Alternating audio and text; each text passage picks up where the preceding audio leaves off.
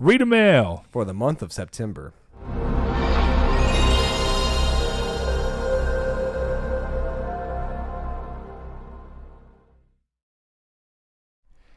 Hello and welcome to Triangle Squared, a PlayStation podcast. I'm your host, Brett Beck, and alongside me, Mr. Saul Bridges, bringing you guys lucky reader mail for the month of September. That still sounds so weird.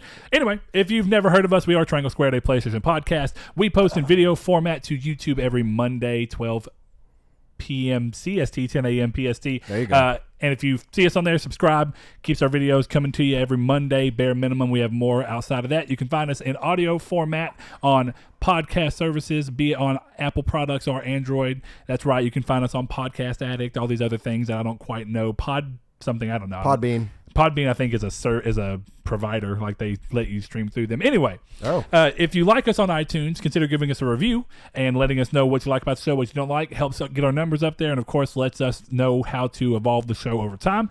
You can find us on Twitter at Triangle SQRD, on Patreon at Nartech Gaming. That's our over umbrella channel, where you can win some pretty sweet custom cases that we do. Actually, you don't even win. It's guaranteed now once per quarter. You can find it there. You can always email us at Triangle Squared Podcast, spelled out exactly like it sounds, at gmail.com. And with that being said, Facebook. That's the last thing. You find us on Facebook group. But with that being said, we're going to move on into this episode. And Saul, how do you want to start this off? Sure.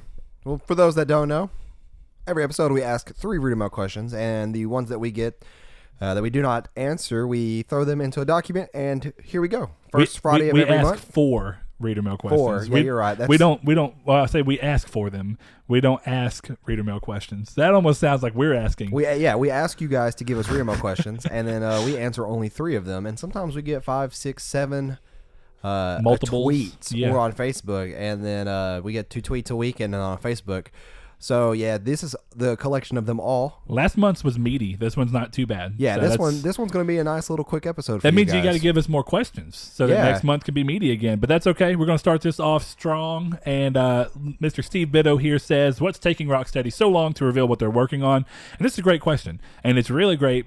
Primarily because since he's asked us this, we've seen even more leaks that involve them. Now, one of them I think is unequivocally just not true, and I think it's that Harry Potter game that they showed. Yeah, so people basically made the connection that Warner Brothers, Harry Potter, Warner Brothers, Rocksteady. Yeah, so don't get me wrong, I understand the thought process that would lead you there, but between the studios they have, Avalanche,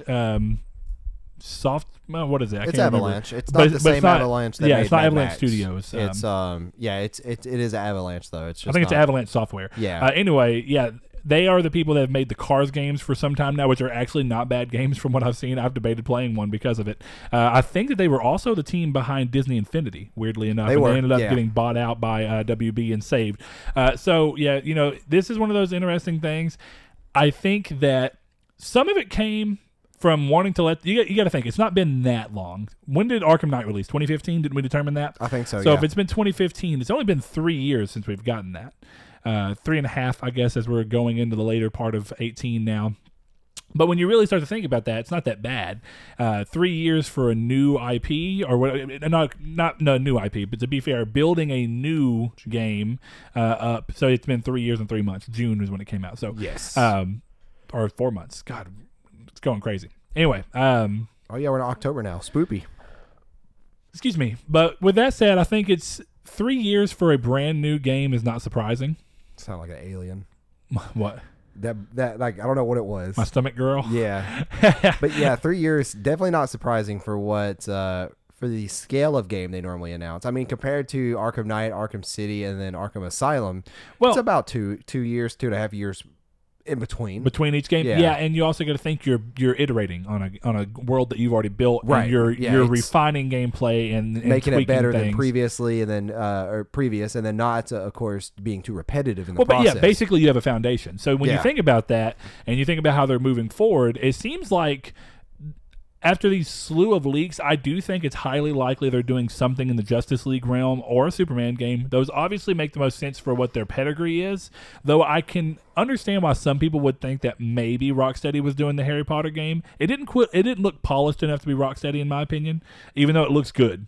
But it doesn't look AAA enough to be Rocksteady handled, in my opinion, unless they were being forced to go that route because of something. But I think it makes more sense for them to continue going in the superhero realm where people know them really well. Yeah. Though I guess the argument could be made that their reverence for Batman, if they had the same reverence for Harry Potter, that they could use their just general love for taking a licensed game series that normally doesn't get great releases and do what they did for Batman and come out with the first truly great Harry Potter release. Now, we may still see that with what Avalanche reportedly or rumoredly is doing with this Harry Potter game, which there's credence led to that by the fact that Warner Brothers pulled the video.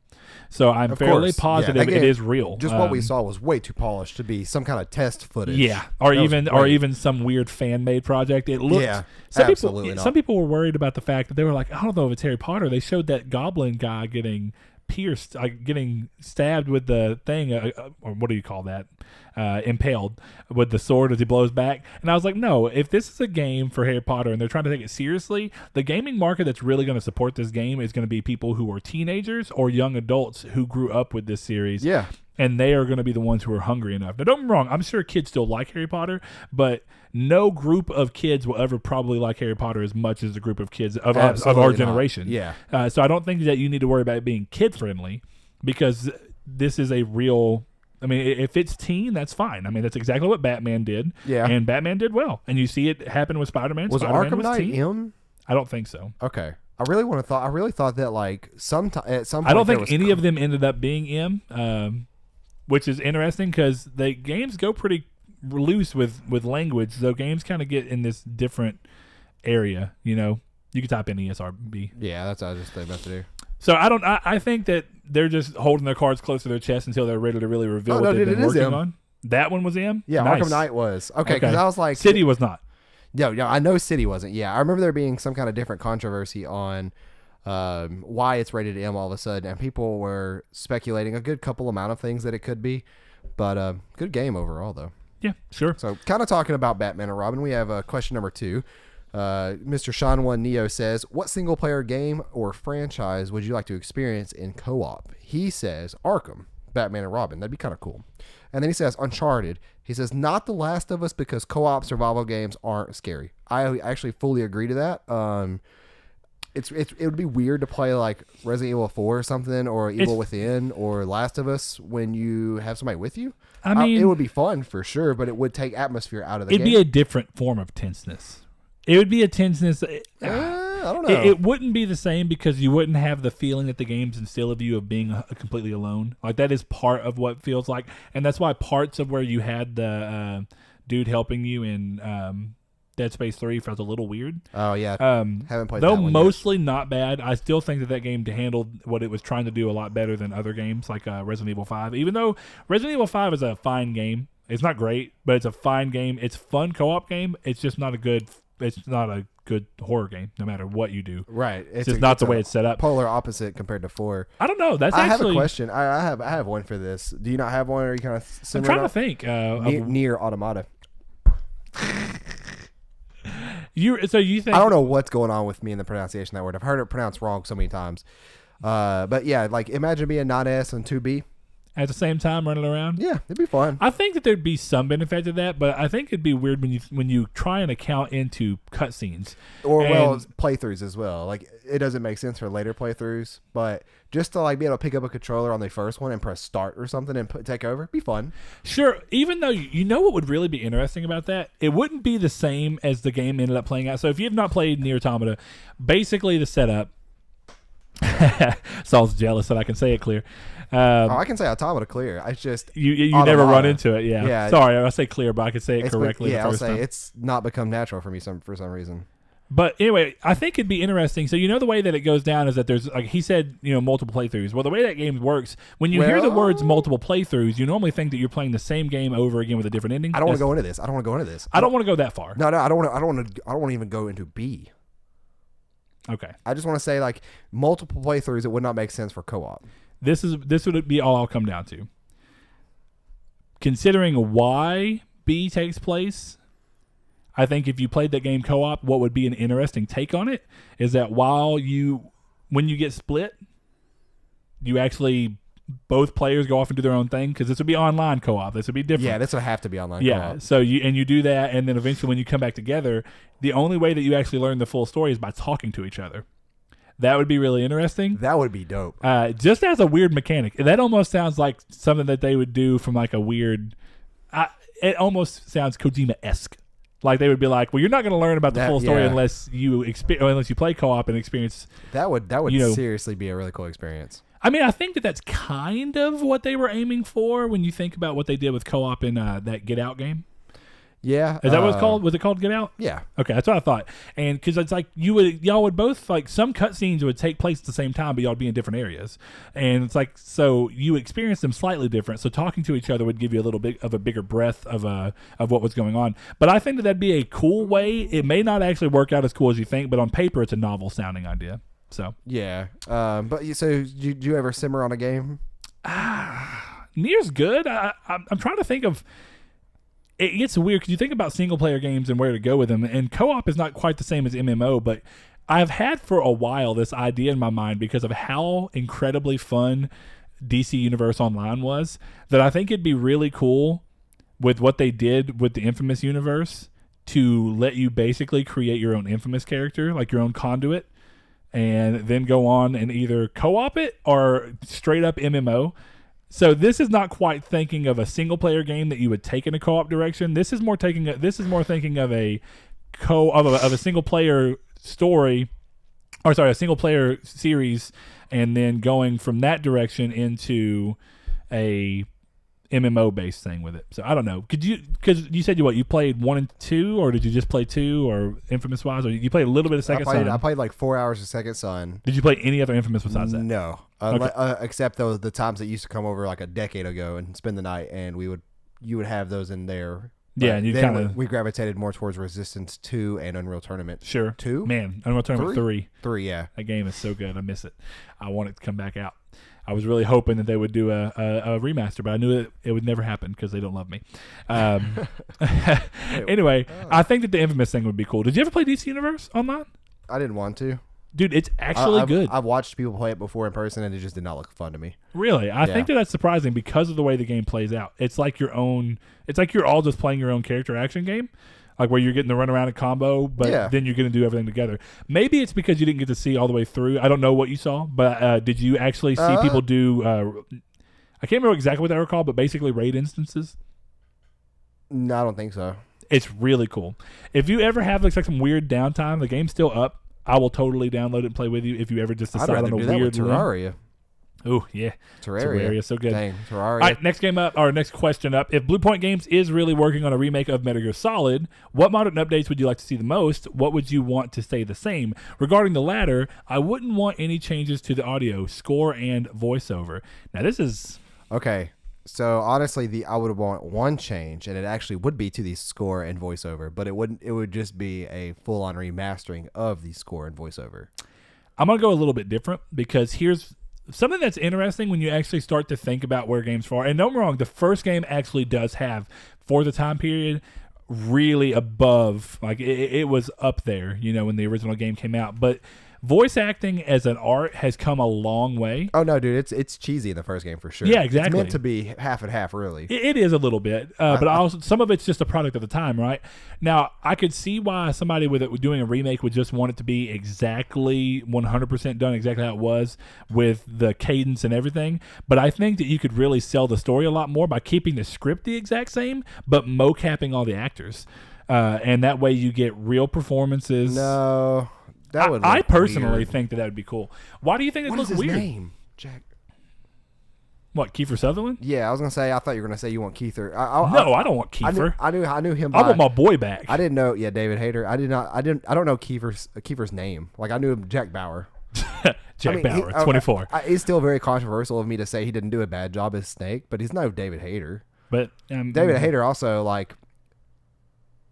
I may be killed if I say the wrong things. I'm trying to word this properly. David Hayter can be... unabashedly say your opinion, Saul. No, I'm just saying David Hayter can sometimes, rightfully so, but sometimes be a big baby about the way he is treated. Yeah, I get that definitely in regards to that series.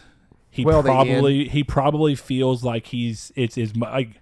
That's what I said, rightfully so. Yeah, he felt like he was just taken out for no reason. It's almost as much of his baby as it is Kojima's. You know what I mean? No. The reason I say that is, I mean, you got to think about this. When you are the main character of a game and you voice these characters across so many games, you've grown with this character in the same way, and he's one of the most consistent characters. He also, like, in the live action parts of 4, he like when he played it as Snake, like that was dope. Yeah. But like there's a couple instances I've seen of him, and it's just kind of like one of those things that's like reality ripping. Like it's just like, man, I looked up to him and now he's doing this. I don't like that. Yeah, I understand. It's kind of like gut wrenching. But I would say that, you know, obviously you want to bring the game up to modern production values, like what Blue Point did with Shadow of the Colossus. Man, that's the game was beautiful. That's what I would have them do. If they were doing it, I would have them basically res up everything to what it should be and play exactly the same. I would not have them touch anything else except remastering the voice files and audio files and making them higher quality. Remastering the audio, I'm with you. Or at least doing what they did with Crash Bandicoot, where it really was the exact same songs, the exact same instruments, but they just completely re-recorded them so that they sounded cool too. Right. Yeah, because you are some of the vocals. Because remastering, they can at least pull the vocals, remaster the vocals on top of new music. That way, it mostly sounds better.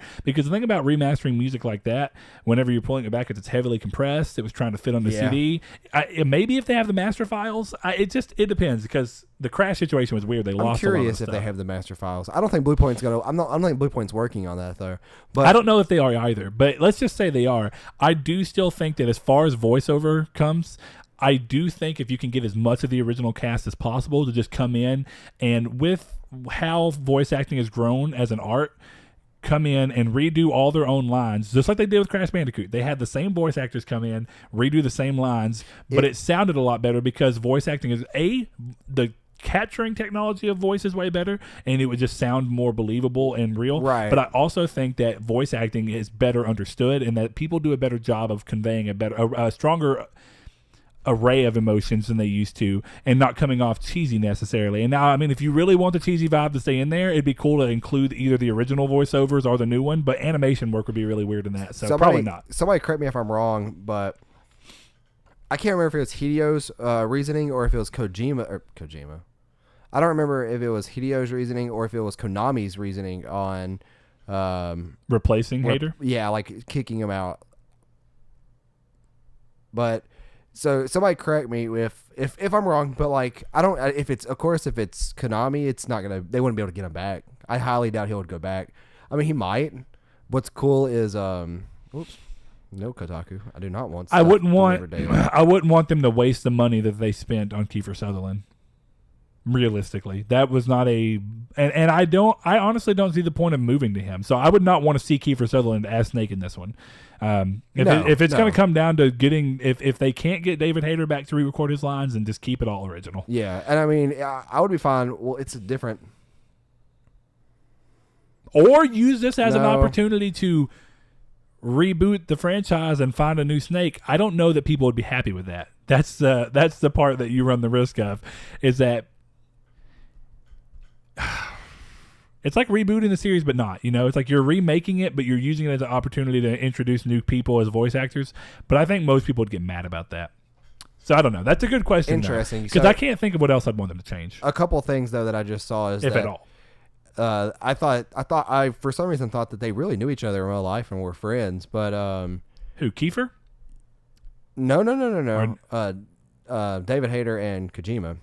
I mean, I'm sure they met at least once. Referring back to this, they probably did meet at least, but he says, I don't know him as a person, but as a businessman, I was not impressed. So you know what? Maybe some of his stuff that he said was a little more words. Why can't I speak of them? Maybe a little more warranted for his hate towards Kojima. But see, I always thought that somebody revealed that it was Konami having the back end of that decision. You know, Troy Baker did a really good job as a Revolver Ocelot in 5. Yeah, you're right. Really good job. I've heard it. Obviously, I didn't play the game, but I've heard it, and it was pretty solid. Yeah, I'll give you that. He's a good voice actor, though, and I'm excited for his character in Death Stranding. I can't think. I mean, I guess the other one thing, and then we can move off of that. Do what they did with Shadow of the Colossus in... I think I'll say Snake Eater. No, do what they did with Shadow of the Colossus in trying to do something that feels reminiscent and true to the way the original game moved and felt on a controller. Course, yes. But bring it up to a more modern standard. Because I will say, the last time, and it's been a while since I played MGS1, it plays really roughly in terms of controlling. It's very clunky. I don't remember that. I played it on Vita not too long ago. Maybe on Vita they did something. To be fair, I don't know. Vita, it's clunky because how loose the analog sticks are on the Vita. Yeah. But They got a weird dead zone, but they're still better than an analog nub. They are. But, I don't know. That's a good question. Back when I replayed it on GameCube, which is of course Twin Snakes, to be fair. Yeah. Yeah. So that kind of that's invalid now that I talked about it. Now that I said it out loud, and I was like, wait, no, that's kind of different. A little bit different, actually. A lot of bit different. Quite a bit different, yeah. But yeah, so yeah, I'd be interested in seeing what they would do. Next up, though, we have our good buddy Shoko. He says, what do you think is the best thing about playing video games, and what is the worst? I think this is a very simple question for me to answer because there's not like really a lot of ways to go about this. But like the best thing about video games is that they're there to help you fill a void, whether you're not in a good mood, whether you're sad, whether you're bored. They're there to help you feel better when you need to feel better. But the worst part about video games is the opposite, in which there's nothing that you feel like playing, and then that void comes back. Like whether you're bored or you're sad or depressed, and I'm trying to think of the perfect time it happened to me, and I want to say it was during summer of 2008. I was in summer school with my friend Jesse, and it just sucked going to summer school, and you're going into your senior year of high school, and you had to go to summer school over something incredibly stupid. But I remember waking up every morning having to go to school, and I was in this funk. I was playing Crisis Core, and you rolled Halo credits 3. On Crisis Core, and you're like, "What do I do with my life?" Yeah, it's the same way with Nier. The second, and I do mean not even the second, but the I'd say 30 minutes before rolling credits on Nier 2. Like I was fighting back laughter, tears, it got done. The credits rolled. I saw the final ending, secret ending. I'm not gonna say much about it, but I saw everything there was to see in that game. And I remember sitting there staring at my TV, and I was like, I stared at it long enough for the controller to time out and disconnect. That's 10 minutes. Like, what now? Yeah, and I'm just like, well, don't know what I kind of want to jump back in, but at the same time, I'm like, no, I'm just gonna save this. It's wild you say that. That's actually a really similar response I had to the end of Crisis Core. When that final movie rolls, and then it hits, and then it starts playing the credits. And I normally don't sit there and just stare at credits. I'll normally try and skip them. And I just kind of sat there and looked at my PSP screen, like, "Wow, okay." I should have hacked my Vita so I could play it. I went ahead and upgraded to 3.69, which is unhackable. Boy, yeah. Oh well, you did it to yourself. I did, but I was wanting to play Final Fantasy X, and Well, you could play Final Fantasy Crisis Core, arguably a better game. I don't know if that's true. Actually, I think that is true for me personally. I was going to say, yeah, there's a lot of ties there. But what about you, bro? Like, what is the worst and best thing about video games? Mine are a little interesting. I'm going to go with worst first. Actually, you know what? I'm going to go with best first because it's going to make even more sense as to why it pulls to what my worst thing is. The best thing about video games to me is the ability, even though they don't always hit it, their ability to be... Currently, now VR is starting to change that a little bit, and it depends on whether you use it as a game or a movie or what. And the thing is, VR can now do it without games. But as far as the existing long-term, what we've been doing over a long time, I consider it to have the ability to be the penultimate form of entertainment. And what I mean by that is it can do things that music and movies and books just can't necessarily do as individuals because of what they are. One's entirely in your mind as a book. It's entirely imaginatory. It's utilizing your brain, and it's fun to read because of that. Yeah. Music is fun because you get to listen to it. It's all you get to think about it, and you get to understand what you're hearing, but you all hear it and you consume it that way. Movies do have the benefit between those two of being both audio and visual. Even though I think that there's an argument for music that music can be visual when you sit down with an album and you look at the album art and you're kind of doing this thing where you listen to the songs in order and you just kind of look at the album art and see what they were trying to think of when they were doing that, which is cool, and I like doing that. That's why I partially like buying vinyls. It's like you get to sit there, put the vinyl in, and kind of look at the album art, and then pull it out and be like, "This is a physical experience." Yeah, it is. It's very different, and it's the only way that music becomes really visual, except for being at a concert, because it's tied in that way. But typically, music, at least as we've, or music videos, of course. Which is interesting to kind of talk about. That's true, and there's an art in that. But most songs don't get music videos, so that's what we're going to say. But anyway, movies as a general thing have the benefit of being both audio and visual. And they can do a lot, but the thing that gaming does is it can add either agency or just direct control, which somehow, which somehow gives this weird ability to convey that much more presence and importance to a character and build that much more of a relationship with a character who otherwise wouldn't be seen. And one of my perfect examples of this, and I'm not going to completely spoil, I promise, and I wouldn't consider any of this a spoil personally, but a game that does this to a really great effect is The Last of Us. And as much as anybody wants to say about the rest of the game, it doesn't matter to what this particular scene does. And this is part of why I say it makes gaming such a great medium, because you can't really do this in a movie. Yeah, the beginning, a movie can't. You can focus on one person and there can be a main character, but typically movies are not going to be able to put you behind somebody. You see everybody. You know what I mean? And you get to see their moments, and it feels like it's focusing on them, but it doesn't feel the same as you being them or controlling them in a way that you relate to them differently. So when you're playing as Sarah in the beginning of The Last of Us, and the whole beginning of the game, all of the weird things going on, the fact that the city's going under and you're hearing these explosions and you're alone, you feel more for her, because you're like, wow, what is going on? When you first are playing the game and you don't even know, it's like, what's going on? Yeah. Why are these things going? Where is my dad? Yeah, if I was in the shoes of her perfectly. Yeah. So what ends up happening, and where a couple of games that I've mentioned elsewhere end up faltering, but this is more about what video gaming does well, is that the ability to put you in her shoes to where you care about her when it happens, and we know what we're talking about here. But when that moment happens, that moment would not have been strong if they showed you all that through cutscenes or from Joel's perspective. It only works because of the fact that the game could take control.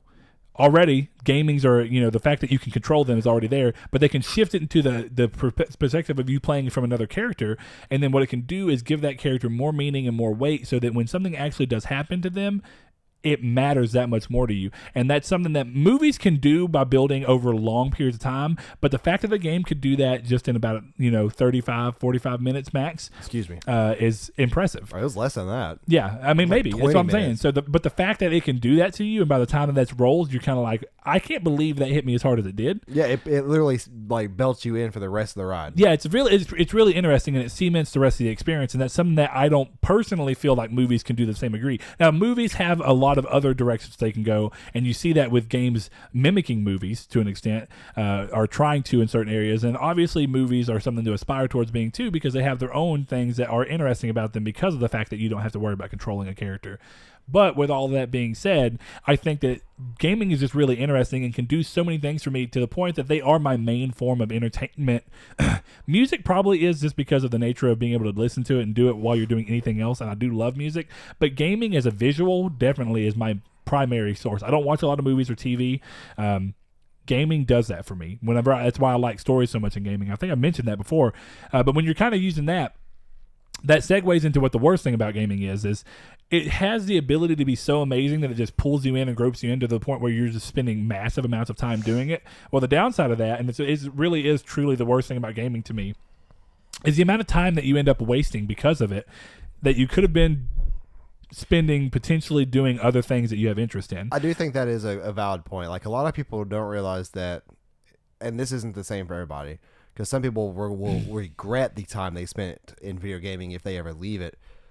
Oh, yeah. If you could imagine, like, you could probably be a doctor at Harvard with the amount of time I've spent playing video games in my life. Yeah, true. And that's more doing it in a quantitative of like, well, that's just something that most people would aspire to be. That's good. But even let's just take it to something that I personally enjoy doing. Even if it wouldn't have gotten me anywhere bigger, would I have a personal enjoyment in just knowing that for all the hours that I spent playing games, sometimes games I ended up not even loving that much, but I was like, I'll see it through to the end. I could have instead put that game down, and the 8 hours I would have spent playing that game to the end, I could have done 8 hours of guitar playing, and I could have gotten 8 hours better guitar playing, or 8 hours of working out. But that's the thing that that's what we enjoy doing. So therefore, it's fulfilling. It's always a sacrifice. You find where the sacrifice is at, and you just find the line of where it's worth it, and then hopefully you're not so addicted to games, because I mean, it is an addiction, even the fact that you want to go and do them, but it's about being able to control them enough to go, okay, well, I want to do something different. Like, last Sunday, I ended up not playing games all day, and that's normally weird for me. I don't normally go an entire day without playing games, but I had other stuff to do, and I wanted to spend time with my family, and then I wanted to get some stuff done around the house, and I was like, I'm going to I didn't even have to think about it. I just didn't play games, and it felt good in a weird way. Because, like I'm saying, the worst thing about gaming is that it pulls you from doing other things that are either important to you because they're a hobby of yours, or important to you because it's like, I like my house to be clean, or I like to improve something. It's like there's a sense of feeling you get from doing things with your own hand in the real world versus a game. That the games get to show you yourself doing things that you'd never be able to do. Like, I can't hold 2 whips as Fury in Darksiders 3 and whip somebody's head off. I can't do that. That's just how it is, Flaming whips don't even exist.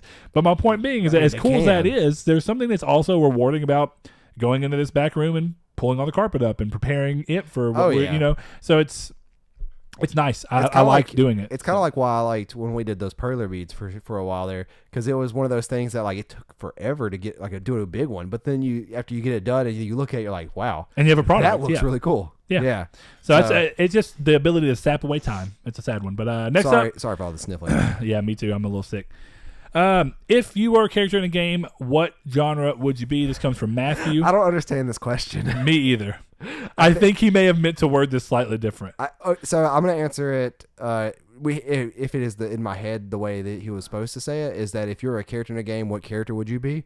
I've said before, 9S, pretty spot on. But if he wants to know what genre of gaming I would be, I'd like to be a horror.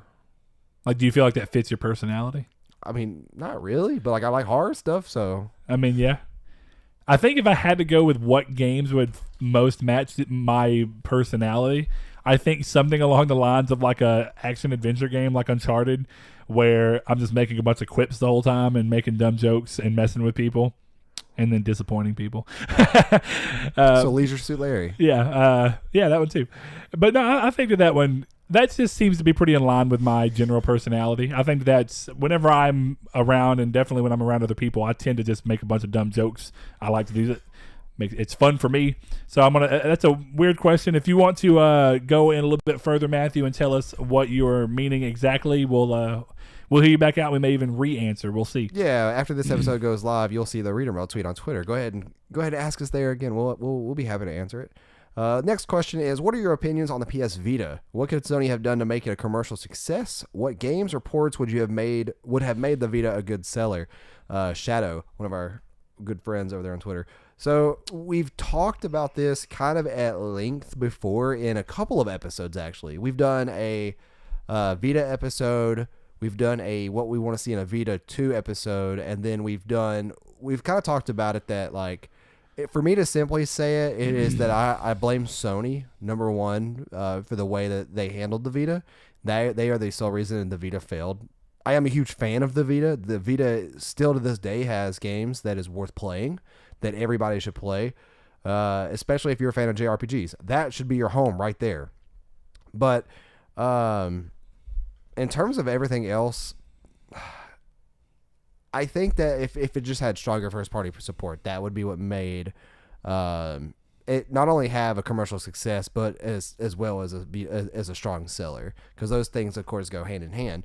But like that, I mean, I love it. Yeah, I'm with you. I love the console. It is my favorite handheld to date. I mean, absolutely. Now, of course, that's tough competition because nostalgia plays heavy on other things like the Game Boy SP and the Game Boy Advance. Even though I consider them more the same.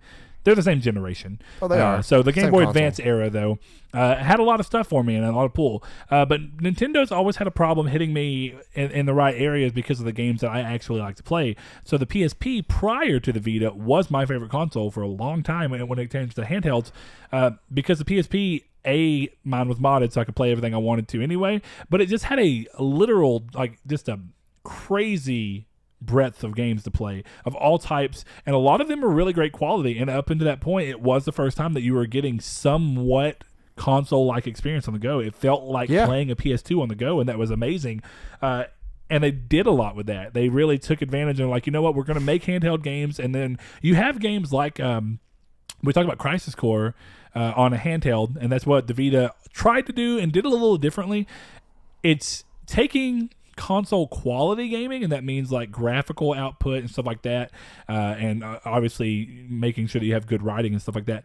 But what it did a little worse on the Vita than the PSP was trying to make your games designed in such a way that they could be done in bite-sized areas but not feel weird to do so. Yeah. So like Crisis Core is a perfect example of, there's a lot of meat to Crisis Core and there's a lot of stories going on, but you can play Crisis Core in little 5 to 10 minute beats, and it makes sense. It tries to give you narrative information and in a lot of different ways, and not do it all heavily at once, so you wouldn't have to feel like you're stopping in the middle of something to get that narrative, so that you don't feel like you're dropping it and having to come back and not completely understand.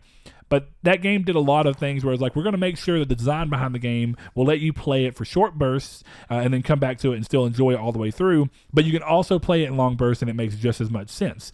That not really handled the same way on Vita. Even though Uncharted was amazing, I think Uncharted was a game that really demanded you to play it for at least an hour or so at a time. I think a lot of the games are like that. I think that there's an argument for maybe Persona being a decent setup to where you could play it bit by bit. You have obviously ports like Disgaea that handled that, and that's where the system continued to thrive, but it didn't get the same amount of games that were built that way as the PSP did.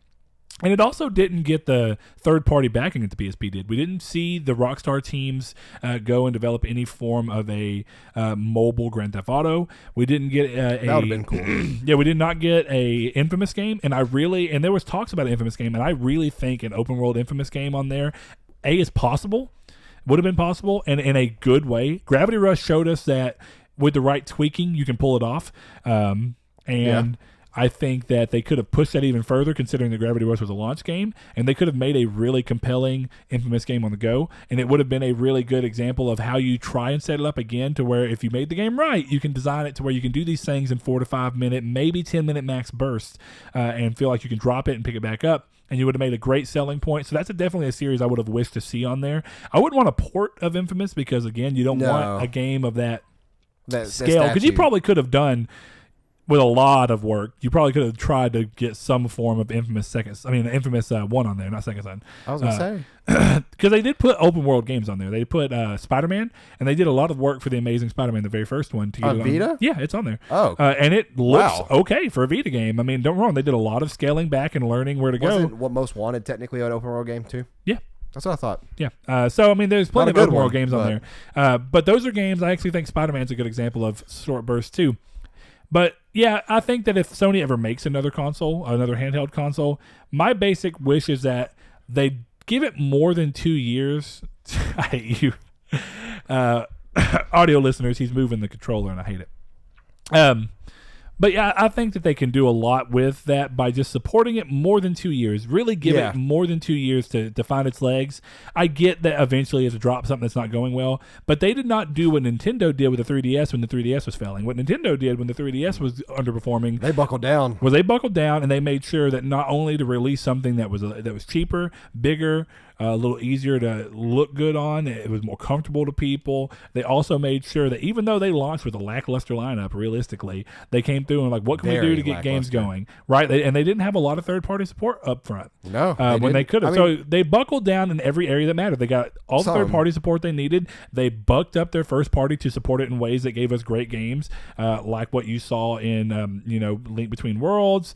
You saw great first-party support in the Mario sphere, even though I personally don't care for Mario. Not a first party, but oh man, Rune Factory 4. Oh yeah, gross, so good. Oh, anyway, but that was great. That was great third-party support. So I think that we could see them pull that off. It's just going to take them really caring, and I think that the reason the flip happened between the two is that Nintendo needed the 3DS to survive. By the time that PlayStation 4 was selling really big, Sony realized they didn't need the Vita to survive, so it was okay to drop it. Which is sad. So that's why you have that distinction between the two, though. The Wii U was already failing, and you saw the Wii U not get a lot going, right? So, and to be fair, it was Wii at the time that the 3DS launched. But the Wii was already on its way down too. They were like, we can't rely on the Wii. The Wii U will hopefully do better. But then when it came out and didn't, they were like, okay, we've got to keep trucking on this 3DS thing. And you see that carry all the way through to now. They've put so much stock in the 3DS, they continue to release new games exclusively for 3DS. Now, it killed me that Luigi's Mansion 3, I think, or what the new Luigi's Mansion game is on 3DS. Yeah. But they're remaking one on Switch, if I remember correctly. I think it's the inverse. I think that the remake is on... No, the remake was already on 3DS. You could go back right now. Okay, well, maybe. Anyway, my point being that it was very odd to pull it off that way, but you see the difference in strategy between the two companies because of what the companies needed. Nintendo's been known as a handheld company. Sony traditionally wasn't. And since their home console was doing what they wanted to, they could drop it. But I hope that if they ever go a handheld of any sort route again, they just learn that abandoning it is not the way to go. Yeah. Just doing one push and then waiting to see what happens is not how you go. You do one push, and then you have another push right behind it that you're already developing on, and you keep going and keep seeing what it's going to do. You can't do this one big push and then wait to see what happens, because then you get a lull of games. It doesn't look good for third parties. They don't think that you're wanting to support your own stuff, so why would they want to support it? And then, of course, memory cards. Proprietary memory. That's a big thing that I think that they will move away from. I think they've learned that, but we'll see. We will see. Brett, next question from Mr. Richard. He says, how long do you see GameStop continuing to do business, and what can they do to remove their bad reputation? Man, that's a hell of a question, because that could be its own topic. GameStop is an interesting company, and I know a lot of people that work there, and I've worked there personally in the past, and you look at what they're doing, they're trying to diversify in every single way possible so that when the inevitable day comes that they are no longer really needed as a storefront, for games and systems specifically, that they can put that and maybe keep it as a backup thing. But they are already trying with this ThinkGeek acquisition they made years ago. And if you look at their stores, more and more of their wall space is being removed game-wise, and they're putting more of it either together in a small bundle and putting some of it in the back. But they're doing way more collectibles. It doesn't look like their publishing division is going anywhere. No. Games Trust, they had a bunch of bad runs, partially because of weird ways that they did about giving their own game out. Everybody got Deformers for free. A lot of people got Song of the Deep. Was that what it was called? Right? Yeah, that it was cool. Good. No, it's a good game. It looks cool. And it did okay. Wasn't interested. It did okay, but people ended up getting it free because they were trying to give it to everybody at GameStop, employee-wise. Yeah. Then they did it even worse with Deformers, where Deformers just like activated the code for everybody. Yes, it was really bad. So they haven't had great luck there. I think that their biggest thing that they're trying to do right now is that they're trying to find a way to maximize their profits. You see this in the fact that they are doing away, which is also something Best Buy did. They did away with their Gamers Club or whatever it's called. Which is terrible. And you saw the same thing happen with GameStop. They've done away Amazon now with their Pro Elite. Which is ridiculous. I understand why. For those that don't know, it's because they weren't making enough money. Oh, the system also can't handle it either. Yeah. True, but they weren't making enough money. They were literally losing more than they were gaining because of it. It was an unsustainable business model, and that makes sense. I mean, when you're thinking about giving everybody 20% off. Well, they should at least bring back the renting the game as a perk. I do think, and I think that that's something that may end up happening. You know what I mean? If it does, yeah, like that, I will sign up for. $60 a year for that to rent a game. We'll weekly. See. Well, I'm surprised that got so much attention. Honestly, had positive attention regarding the potential for it, and then it came out one day and then left. Yeah. Something had to have happened where maybe their system wasn't able to handle it the way they thought. Yeah, it just crashed. I don't know, probably. But they definitely. I think it's interesting for them to have done that when they had consumers on their side for once. They are widely, they're not very well seen. Like you say, they got a bad reputation. I don't know how to get away from it. They do, and I think that I'd give them 10 years to stay open if they did not, less than 10 years, if they did not have all of the deals they have with developers, publishers, and that's companies. That's the catch-22, right?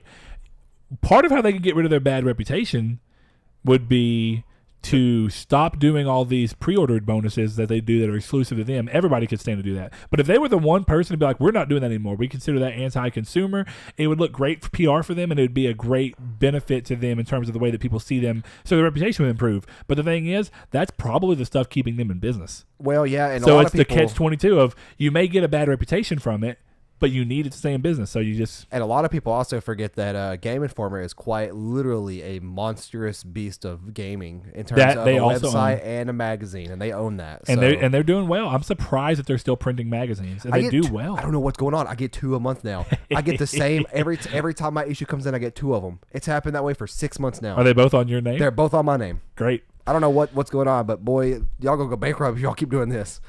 Let's see. Next question we have. Corey, our good friend Corey, a.k.a. Crash in Discord. We've heard a lot of your favorite games throughout your life and throughout the podcast. I want to know the inverse. What are a couple games you thought were absolute garbage?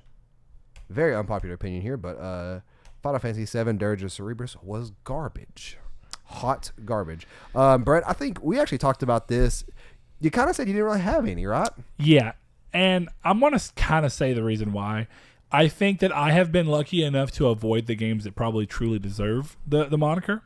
I did not play Ride to Hell, whatever the game was. Retribution. Ride to Hell, Retribution, yeah. Or whatever the hell it was called. But that really terrible game. I tend to avoid like really bad games. I think as a kid, though, Dirge like really let me down with the constant frame rate issues and freezing issues I had. That makes sense. The fact that I didn't experience that might be why we consider that so different. And who knows? I could have got like a dirty disc. It was brand new, but like, you know, might have scuffed my disc or something. Who knows? I don't think so. Your PS2 may have had a weird disc reader that for some reason wasn't working with that game. There's any number of experiences. But I've generally got to say, look, there are bad games. There just are. Of course there is. I tend to be lucky enough to avoid them because I do a lot of research. I look at gameplay. And here's the thing. I don't think I've ever bought a game that when I put it in after doing all the research I did, I was like, oh my God, this is garbage. Now I can say this isn't as good as I was hoping it was going to be. It's not great, so I'm probably not going to finish it. Or I want to finish it, but I'm a little disappointed that it didn't quite hit the expectations I had for it. That happens. It just does.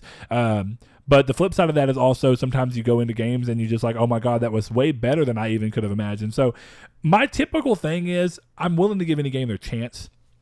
And luckily, I've not been burned enough to just say that I absolutely hate a game. I honestly and legitimately mean this. I cannot think of a game that I've played that I was like, this is just not a good game in any sense of the word. I don't like World of Warcraft at all. World of Warcraft is an obviously well-made game. It is an obvious game that some people would like. I don't think I've ever looked at a game and just been like, no one would like this. I don't know what that is. I consider myself lucky that I've not had to experience that. Some of it's that when games aren't great, I'm not incredibly harsh on them. I'm actually find that I'm more harsh on games that I really like. And the obvious outlier is going to be people saying The Order. I think I'll say Spider-Man. Obviously, I've said many a time The Order is not a perfect game, and I can list off a number of reasons as to why it's not a perfect game. But I can also list off a number of reasons as to why it is not a 2 out of 10. And that's basically my standpoint. When I really like a game, I tend to be more critical of it because it was so good that the few things that hampered that experience stick out to me more than when a game is just kind of overall meh. It's like, you know, when the game is already meh and something else just ends up being kind of, it's like par for the course. You're like, okay, I expected this. But when a game is going so great and then it does one thing or two things or three things that just pull you away from that whole feeling of like, oh my God, how is this so good? That's when I find myself being a little critical. And I think that some people consider that to just be literal criticisms and like a little too harsh on games. Every one of those games that I do that to, me talking about it in that sense should tell you I love the game and I just wanted to see it do a little bit better. And I mean, that's generally my philosophy behind games. Brett wasn't mad. He was just disappointed. Yeah, I'm basically the disappointed parent. Yeah. I mean, I understand. Like, there are games that I typically avoid, like bad games. It's not hard in this day and age. Pretty much a review thread will go up on Reddit. You just go through, look at all the scores through all the websites. Did that today with Mario Party. Pretty easy to do. It's very rare that I will like just randomly buy a game. Oh, Mass Effect Andromeda is hot garbage. There's one. Even then, I'm gonna be dead honest with you, dude. The game is not hot garbage. It's hot garbage. No, it is. In the context of being a Mass Effect game. No, it's hot garbage as a game. Dude, I honestly played I played like 6 hours of that game, no problem. I took that game back and got Watch Dogs 2, and I still was happy with that decision. I mean, it's fine. I just, don't get me wrong, bad game and a lot of decisions that shouldn't have happened from a AAA studio. But take it out of the context of what it should have been, it's still not an awful game. I tried to like it. It had an okay story, had decent presentation. No, it didn't. Not when I played it, it didn't. I know they fixed it since I played. Even then, I played it at launch too. My point being is that if this was a unknown studio and this was their first game, a lot of these would have been overlooked. It'd be more understanding. But you'd be overlooked. That's what I mean. That's why I say the game is not hot garbage. The situation surrounding it ending up that way was. But that inherently makes it hot garbage. I don't know. I don't quite know that I agree with that. I think a bad game is just bad. I think, this way, right? A bad game, regardless of who developed it, when it was put out, what system or whatever, when you just play it, you don't know anything else about the game, and you just look at it and you're like, this is a bad game. That's a truly bad game. When you look at Mass Effect... No, that's my thoughts. Hold on. Do you really honestly believe that if you had never known that it was anything to do with Mass Effect, like I was a control group person, right? And I brought you into a room and I said, hey, I want you to play this game for 2 hours or an hour or whatever. Effect. And I say, it's a brand new game from a brand new studio that you don't know anything about. Do you really think that you... Now, I'm again, that game is not even close to a 7. It's probably like a 5 out of 10, even if you completely discount everything about who came out with it. But the game works. See, that's my issue, is that I was having frame drops. Yeah. I had problems with the expressionless faces on a lot of people. I could not get immersed into it. I could not care about the story due to the voice acting. There's a lot of fundamental flaws that had nothing to do with it being Mass Effect. It felt decidedly AA. No, it didn't. It felt like quadruple F. I think you're exaggerating a little bit, but either way, I get your point. I don't know that I can quite, and maybe that's just maybe my personality trait is I'm too forgiving of things, of things when they're bad. But I truly cannot think of a game I've ever played that was that. Even Too Human, as bad of a game as it really can be. Now, see, that's what I'll admit. That game's not as bad as cool visual style, decent combat, but it was disappointing. The controls were cool in that game. Yeah, it was like twin stick almost. Yeah, I like the art style a lot. I mean, or it was twin stick actually, but yeah, I mean, it was a fine game. It just wasn't what everybody who's excited for it. It wasn't 10 years in the making good. No. And that's, again, you frame these things and it's impossible not to. But you try and be as objective as you can. That's why I say when you look back and say that Too Human came out and it wasn't a game that had been developed for 10 years, you didn't know anything about who was making it, and it just came out and it was a game on the shelf and it said Too Human and you played it. You'd be like, it's not great, but, whatever. Yeah. Like, you may even be like, I wish I wouldn't have spent my money on it. But does that mean it's That's what bad? I felt like. Or does it just mean that it just wasn't good enough? And that is not inherently bad, in my opinion. Yeah, I was going to say it was like, I am fairly positive if I played that Ride to Hell Retribution game, I would be able to leave that experience and go, no, this is a bad game. That's how I felt with Mass Effect. You have that. You rock it, Saul. I want to rock it with the 99% of other people in the population that played that game. Okay. This is not a minority. Let's see. Richard again asked, what are your favorite arcade memories? I'm going to be one of those weird people. I did not get to go to the arcade a lot as a kid. And since I missed the height of the arcade being incredibly cool because of games being there, because I'm only 25, I'm going to say that my favorite ones basically come just from screwing around with friends in the mall at the Silver Ball. That's pretty much the only arcade we had, and it was very mediocre. I never got to experience a true arcade. See, and that's sad, but it is what it is. Well, I'm weird with this one because I worked at Silver Ball for, coincidentally enough, the summer I was in summer school.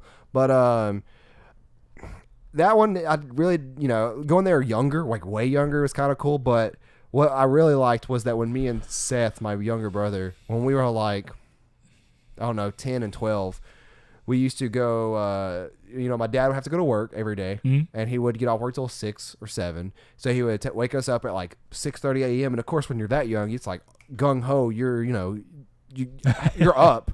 And he would take us to my mom's house, and like we would be up all day. And she used to go to Walmart at like 8 a.m. She used to go to Walmart like right after Ed would leave, my stepdad.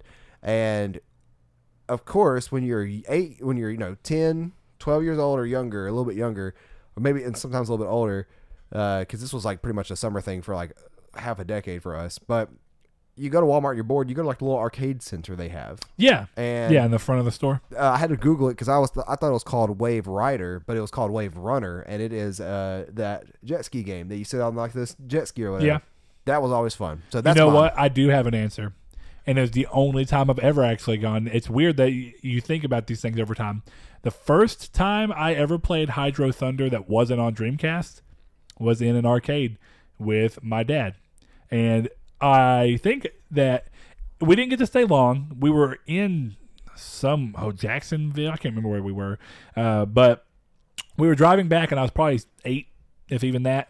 And we had already played a bunch of Hydro Thunder on the Dreamcast, and then we actually managed to play it there, and it was beautiful, and it was really fun because you got to be in the little, the little cockpit thing. That was cool. But I have a very limited arcade experience, sadly. Yeah, we have 2 bowling alleys here, which have like a kind of... It's better now. It's a decent, it's a lot better now than it used to be. Yeah, we went and played laser tag like 6 months ago, which me and Annie, once again, very coincidentally, was talking about that today. I want to do that. It was super fun. Wait till it cools down because it was hot last time. Yeah. But yeah, so I guess that's it. Let's see. This bottom question, I'm gonna let Brett read real quick in his head while I read this other question because I kind of honestly want to save that for a topic because I really like this question. It doesn't have to be this week, so it could be saved for later. Because El Chabib always has some of the best questions. But we have Mr. Reddy. And like I said, I hope we're pronouncing your name right. I'm going to assume so, but let us know on Twitter if we're not. He says, how do you feel about Fallout 76 lack gameplay footage? Is this worrying? Why are they not revealing much with the game is just a month away? Are they worried the fans won't like what they'll show? I'm not really worried about it because of the beta. Like, the beta only comes out, like, what, a week, 2 weeks before the game comes out? It's very close. Very close. But with it being a beta, it is one of those things that's, I'll get hands-on with. So, but isn't it a closed beta? I have no idea. Didn't you have to get selected for it by pre-ordering the game?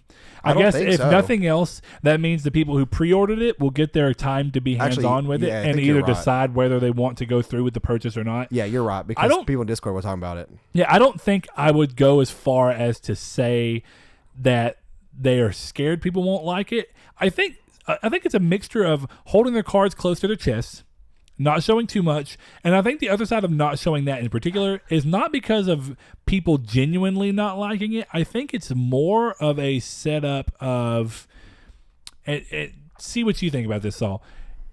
Because it's so different, because Fallout 76 is so different from the rest of the Fallout pedigree that the last 3 Bethesda Fallout games have been, with 3 New Vegas and 4. I think that they're worried to show people because there's going to be this negative group on the internet that are automatically going to attack the game just because they're wanting to be vocal trolls. And what's going to happen, it's going to put a negative stigma on the game, and people are not going to be willing to take the chance to try something different. Now, don't get me wrong. Of course. That doesn't mean... And it's going to cause the game to potentially fail because of that. Yeah, that doesn't mean... I don't think it'll fail anyway because it's Fallout, and then Fallout's huge. No, I'm just talking about a general example. Yeah, I do get what you mean. And I think that what it comes down to is that it doesn't mean that the argument that this isn't the Fallout that you wanted isn't valid. It's totally valid. And that's fine. The fact that you're getting it this close after 4 should show you that this is not a normal situation and that this is not somehow supplementing what would have otherwise been Fallout 5. And Todd said that specifically. He said, this is not the only Fallout they're currently working on. Yeah. And so we get that. So and that's fine. And that's why I think it goes to show that what they're hoping is that people buy it on the namesake alone, and then what they do is they go into it, and without having this already preconceived negative stigma, they instead just try and play the game with as open mind as possible, and then they find that they actually do like some of these things when it's not previously painted for them as a bad thing. Yeah. Because that's one of the things that happens when you get in somebody's head early enough. If these naysayers who don't even truly know anything about the game can come out early enough and try and instill a bunch of negative thoughts in your head, you automatically kind of keep everybody going in of course you're gonna have the people who are the exact opposite of that. There's gonna be people that are just so into it that it doesn't matter even if it was bad. They'd be like, it's good. Mm-hmm. But always the counterbalance there is that they're just trying to keep that at bay, and that happens with everything. It's very comparable to Elder Scrolls. Yeah. It may not be the same series you're used to. It may be something different, but that doesn't always mean a bad thing. Yeah, and Elder Scrolls Online got a lot of flack going into it. That's a fun game. And now it's considered a big success, and it is. keeps going. So, I mean, what they're trying to do is just do this as a online Fallout so they can prove to you that online Fallout works. So that way, if they ever decide to do something like this again in the future, depending on how long they support this game, they have a foundation that you don't. Right now, everybody's just in the, I don't quite know what this is, so I don't know if I want it, so I'm scared. Yeah. And the more they show and the more they potentially, and the thing about showing is that they may show what they think is enough, but it may not be enough to tell people that, they may watch it and go, oh no, that's not what I like, even though they don't get to see the other part that would swing them back over to liking it. You know what I mean? It's like, you run the risk of showing too much or not enough, and either way, it's like a catch-22 of, well, you showed too much, but at least you cemented that they were going to like it, or you showed too little and weren't able to prove that they would like it. Yeah. So yeah, that's pretty agreeable actually. So what do you think? Do you want to go ahead and answer this last one, or would you rather save this? Because I have an interesting thought about this, but I also don't want it to go on super long for what it is. Well, go ahead. I think this is good for this. I see if you're talking about saving it for a topic. Potentially, I think this will work better as doing it here. Okay, sure. I don't have a lot to say about this particularly. I mean, I may throughout what you say, but I'm more curious as to what it is that you think is cool about it. I'll let you. I mean, it's a good question. I'll let you lead off with the answer then, since I may drag it on a little bit. But our good buddy El Chabib over there on Twitter, thank you once again, El Chabib, for all the con words you always say to us. He says, "Do you think brand loyalty goes? Do you?" Hey, guys. Do you think brand loyalty goes into developing games? How come business decisions doesn't affect such of these games? Ori, the developer of Ori, for example, not releasing their games on other consoles with a clear profit margin increase if they did. So I want to make sure that I'm understanding this right, because I think I do, but I'm wanting to make sure I'm not, losing the forest for the trees. Could you not do that? So I hate that sharing with you because you want to delete everything. I sure do. I like to be able to reference. No, you're a hoarder. I like to just reference and then delete it when we're done talking about it. No, you're a hoarder. Anyway, so brand loyalty going into developing games. How come that the business decisions don't affect the games? So is he saying, like, I guess the way you're perceiving it, how are you perceiving it? So basically, exclusive studios that don't exactly have a deal for exclusivity, but they're staying on the platform for other reasons. Okay. So I'm basically with you because you saw that just as an analog to what he's saying here with Ori. Then I guess I don't know the name of that developer, but Drinkbox did that with the Vita. Yeah, they specifically stuck to the Vita and even went as far as releasing Severed, though it's a little different because Ori still hasn't left to go to another console yet, though it did have the ability to go to PC, so it's comparable enough. In the fact that spooky.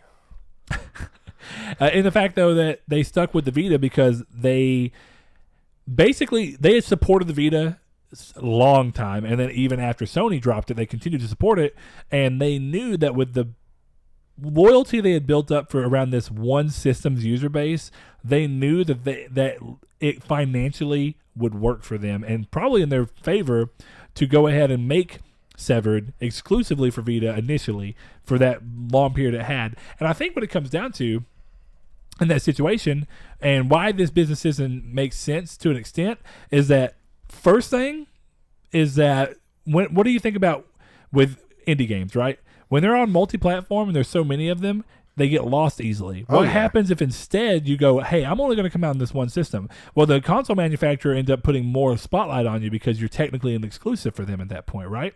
And I don't know if there's a deal with Ori or not. That's what I'm looking at. They're published. Microsoft, of course, published Ori and the Blind Forest. Yeah. So there is a deal then. It would never come to PlayStation at that point. So that's good. That's good to know. So that means that when they're looking at this, right, and they have the opportunity to go either multi-platform with it and be an indie and self-publish it, or they could go, we'll go with, we think that what we have is truly a special game, and instead of risking it getting lost in the muck of other games, we're going to go ahead and take this opportunity to go ahead and get with Microsoft and get more notice because they're going to show us at conferences and they're going to treat us like an exclusive because we are. They're going to treat us like a first party. And then from there, of course, what ends up happening is that they get more shown, so people naturally gravitate towards the game more, and they end up buying it. But then the flip side of that is, without any of that being said, some people are going to buy it because one of the things about brand loyalty that's interesting is that there are people that will buy Sony exclusives and Xbox exclusives without even knowing much about the game, just because they're exclusives. Right. And I've said that before. In Sony's case, it absolutely makes sense because they have put out so many good games that the chances of you just liking it, as long as you like a pretty wide variety of games, are high. Xbox doesn't put out quite as many games, and then they've had some mixed quality here and there with games like Recore. Though, of course, there's been flops on the PlayStation side. As much as I love The Order, it is more or less a flop in terms of the general consensus of quality across the rest of their games. But I think that's true of The Order as well, is that people bought it because it was a PlayStation exclusive. It didn't even matter past that. It was like, well, it's a PlayStation exclusive. In my opinion, they typically, if it's exclusive for a reason. Definitely when they're the publisher. Yeah. If you can look and go, well, Microsoft's publishing it, that means they money. believe in it. Yeah, they got monies to give them. So if you look at it that way, I think that makes sense, and I think that's a basic business decision. But what were you thinking about in regards to it? Well, I'll say, actually, it's funny you said you had nothing, but then you kind of said exactly what I was thinking. I think it came down to me understanding exactly how you were perceiving the question. So it's pretty much the same. It is interesting when you see stuff similar, like Playground Games now being acquired by Microsoft as of E3 when they've been making actual Forza, first party when they already had a partnership with them. Yeah, so I do think that it is. I think it's a good and bad thing. I think that I don't mean Playground Games, and I don't mean Moon Studio. I mean people who just have loyalty and they want to develop for that one specific console. That's kind of what they do. So,